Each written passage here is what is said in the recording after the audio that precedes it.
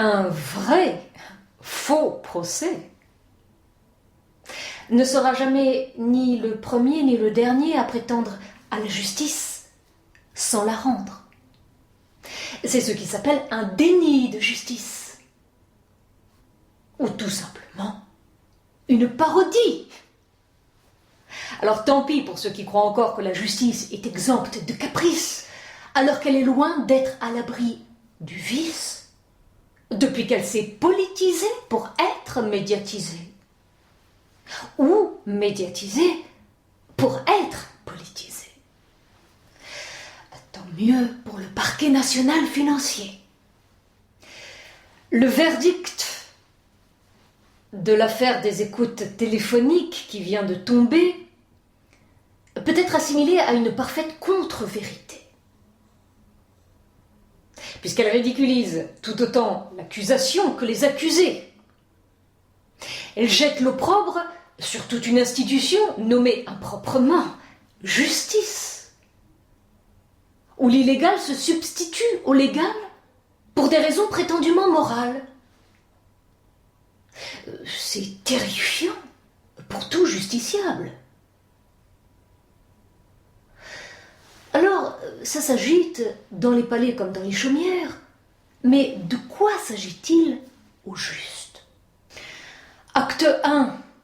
L'ex-président de la République française a été mis sur écoute téléphonique parce que la justice le soupçonnait d'avoir exécuté l'homme qui a financé sa campagne électorale.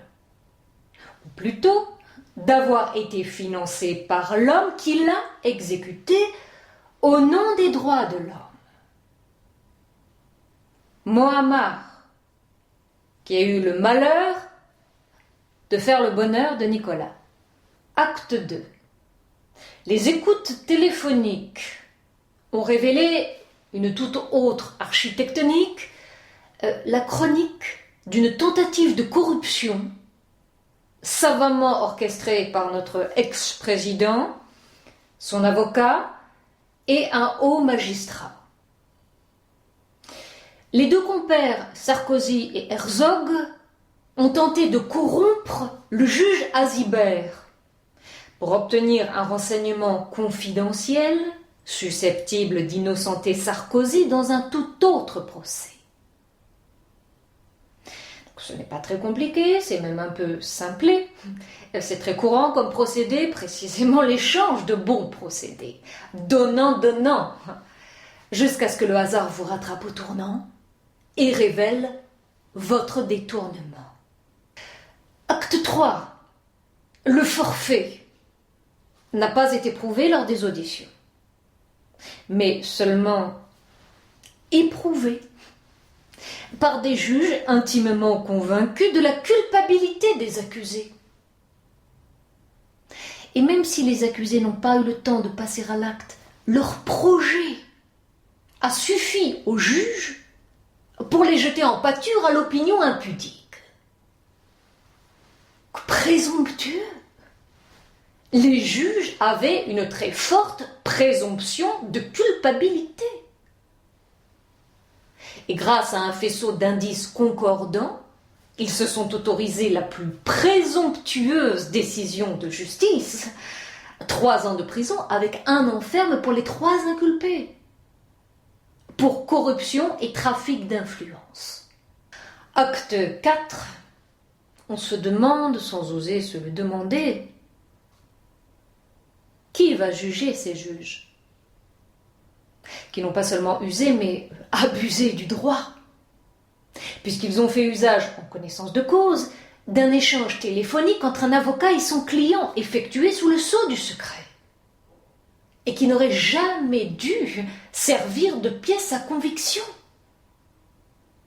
sauf si les juges disposent de passe-droits propres au régime totalitaire. Donc, la France doit désormais remercier son parquet national financier qui a coupé l'herbe sous les pieds d'un fillon et qui vient d'enterrer vivant un ex-président.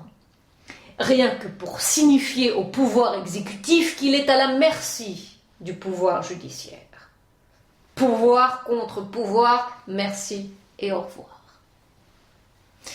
Et toute décision de justice passe par cet entonnoir où le doute ne profite plus à l'accusé, mais à l'accusateur. Et maintenant, à qui le tour? Acte 5. Une justice aléatoire qui vole et juge les vols, viole et juge les viols. Justice LOL. Justice LOL, où l'on meurt de rire parce qu'on nous interdit de rire de la mort. Cependant, si on s'attarde un peu plus sur le cas de notre ex-président, on aura du mal à le prendre pour une victime, à moins de considérer qu'il est sa propre victime expiatoire, ou tout bêtement victime d'un vice rédhibitoire. Il vient de tomber pour un péché qu'il n'a pas commis. Peut-être parce qu'il n'est pas tombé pour le péché qu'il a commis. J'ai dit hasard? Non, j'aurais dû dire providence. Conclusion, certains ont cru voir derrière cette parodie de justice, une justice sans parodie, que le hasard a rendue à ceux qui se souviennent encore de Mouammar Kadhafi.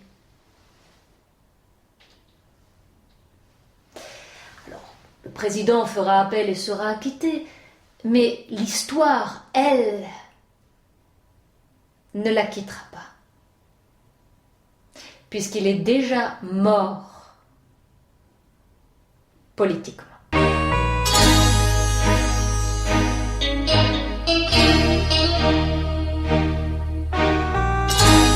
Colonel, vous voulez vraiment que je transmette votre télégramme à l'AFP?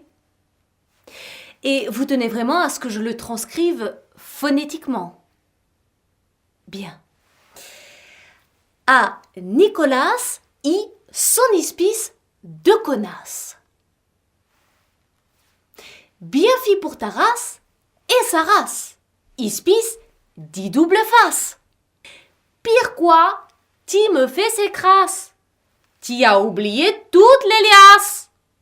Ispice d'ingrate, de grognasse, t'y vas boire bientôt la tasse. Quel poémasse, mon colonel!